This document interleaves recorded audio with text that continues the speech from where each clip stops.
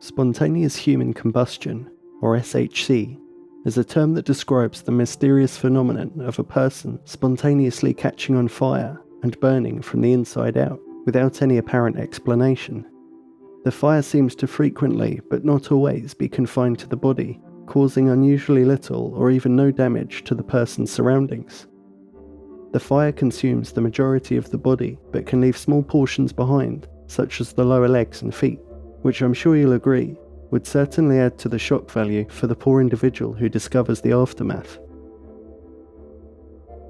SHC has been reported for centuries, with some of the earliest accounts dating back to the 15th century. It's believed the earliest case recorded happened to a knight named Polonius Vorstius in Milan, Italy, around the year 1470. According to this account, the Italian knight was at home drinking copious amounts of strong wine when he suddenly started vomiting or belching out fire, before bursting into flames in front of his horrified parents. This first account is recorded in a volume of Historiarum Anatomicarum Rarorium, written by Danish physician Thomas Bartholin in the 1650s. The collection of books details all sorts of weird and strange sciencey things and anatomical phenomena. A man vomiting flames may or may not be such a possible thing. Many claim that such an account is merely a work of fiction. Indeed, spontaneous human combustion has found its way into works of fiction by authors such as Charles Dickens, Herman Melville, and Nikolai Gogol, who have all used it as a dramatic device to kill off their characters. Dickens, in particular, defended his use of spontaneous human combustion in his novel Bleak House, where he wrote about the death of Mr. Crook, a mean old junk dealer who bursts into flames in his shop. After criticism from a scientifically minded friend, Dickens cited several real-life cases and medical opinions to support his claim that SHC was a genuine phenomena, and some of these real-life citations even ended up in the book. And Dickens was quite right to defend his belief in SHC. The term spontaneous human combustion was actually coined in 1746 by Paul Rowley, a member, or fellow as they're known, of the Royal Society of London, a highly prestigious group of scientists and intellectuals whose ranks have included the likes of Isaac Newton, Charles Darwin, and Albert Einstein, to name but a few. Mr. Rowley was discussing the mysterious death of Countess Cornelia Zangari Bandi in an article for the Scientific Journal published by the Royal Society of London when he coined the term spontaneous human combustion. The 1731 death had been a high-profile and mysterious case whereby the Countess, after going to bed seemingly fine the night before, was found the next morning 4 feet from her bed, the majority of her a mere pile of ashes.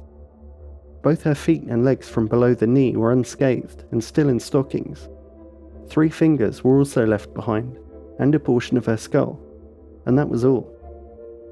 The bed and the rest of the furniture close by showed no signs of fire, but everything in the room seemed to be covered by a fine coating of soot, which had obviously settled once the Countess had stopped burning.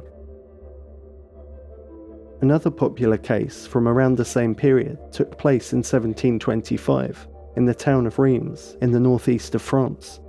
A local innkeeper was awoken one night by the smell of smoke and discovered that his wife, Nicole, had been reduced to ashes in the next room. All that remained of the innkeeper's wife was her skull, a few vertebrae from her back, and her lower legs. Wooden items found nearby were undamaged, and conflicting reports state that she was found on a bed of hay that had remained untouched, while other reports state that the ground beneath her was charred. Her husband was charged with murder and initially found guilty, but he was eventually acquitted after an appeal, and her death was ruled an act of God. In his 1995 book, Ablaze: The Mysterious Fires of Spontaneous Human Combustion, author Larry Arnold reveals that there have been hundreds of cases of SHC in the last few hundred years, and many of them are a lot more recent than the 18th and 19th centuries. On the 28th of March 1970, a shocking discovery was made in a house on Prussia Street in Dublin, Ireland. The remains of Margaret Hogan, an 89-year-old widow, were found in an armchair, amounting to not much more than ashes. but like many other cases, her feet and lower legs were left intact. The rest of the room was mostly unscathed, except for some plastic flowers that had melted on a nearby table, and strangely, her television screen had melted, despite being 12 feet away. The day before, a neighbour had witnessed a small coal fire burning in her fireplace, but investigators state that there was no evidence found that it had anything to do with the fatal blaze. A coroner's inquest the following month ruled that the cause of death was burning, but the origin of the fire remained a mystery. There are many more similar cases from the last century, but the most recent was in December 2010. The remains of 76-year-old Michael Faherty were discovered inside his home in County Galway, Ireland, and despite being located with his head near the fireplace, forensic experts found that it was not the cause of the blaze that killed Mr. Faherty. No trace of an accelerant could be found, and there was nothing to suggest foul play. The only damage was to his body, which had been totally burnt, the ceiling above him, and the floor underneath. Again, the rest of the room was unscathed. After a lengthy inquest, there was no adequate answer to what had taken place, and the incident was officially ruled as a case of spontaneous human combustion by the coroner, Dr. Kieran McLaughlin, who added he'd never seen anything like it during his 25 years in the job. So what is it that causes this bizarre phenomena? Is it something natural? Is it something paranormal? Is it an area of science we are yet to discover? These are some of the questions that have puzzled scientists, investigators, and curious minds over the last few centuries. However, there's no consensus or definitive answer to any of them. Spontaneous human combustion remains a controversial and elusive topic that defies a satisfactory explanation. One of the main challenges in studying SHC is the lack of reliable evidence and eyewitness accounts, especially with the much older cases. Skeptics claim many of these are based on hearsay, anecdotal reports, or incomplete investigations. Therefore, it's difficult to verify the details and circumstances of each case and to rule out alternative explanations. Nevertheless, several hypotheses have been proposed to try and explain how SHC could happen. Some of them are naturalistic, while others are supernatural or paranormal. The Wick effect is the most common explanation for the skeptics of SHC.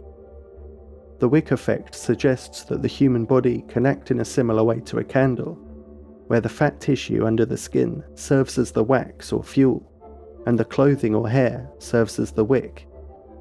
The theory is that a small external source of ignition, such as a cigarette, a match, or a spark, could ignite the clothing and start a slow and smouldering combustion that could last for hours.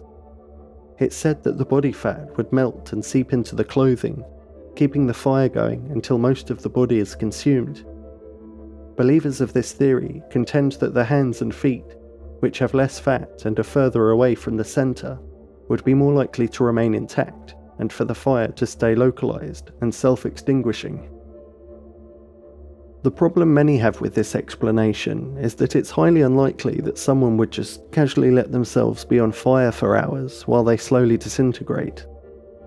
The other problem is this: the heat required to cremate a body in a crematorium is at least 1400 degrees Fahrenheit or 760 degrees Celsius. Even if it were possible for a slow-burning human candle to reach this temperature, surely the surroundings would be much more damaged, even catch the house on fire.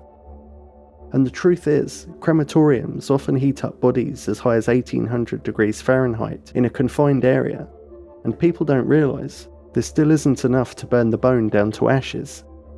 The workers actually remove the bones afterwards and crush them down mechanically, and this dust is what's presented in the urn after the job is done. Knowing this, the fact that spontaneous human combustion often reduces bone down to ashes only makes the phenomena seem even more amazing.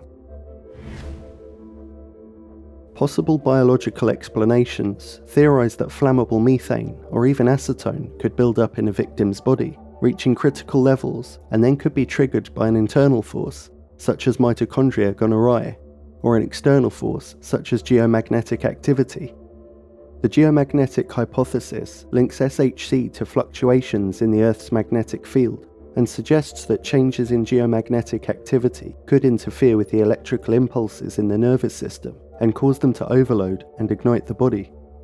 Geomagnetic activity can be influenced by things like solar storms, lunar phases, or seismic events. Then there's the psychic hypothesis, which involves paranormal or supernatural causes for spontaneous human combustion.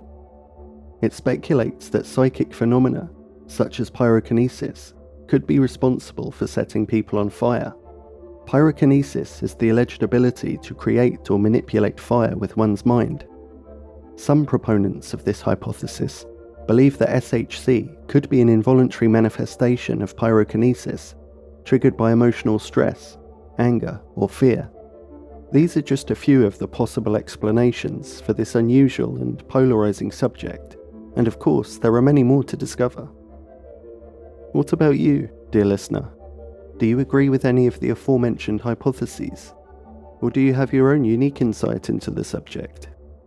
Regardless of your beliefs, spontaneous human combustion is a fascinating topic that deserves further exploration and investigation. It challenges our understanding of the human body and its interactions with the seen and the unseen. It also reflects our fears and fantasies about death and its mysteries.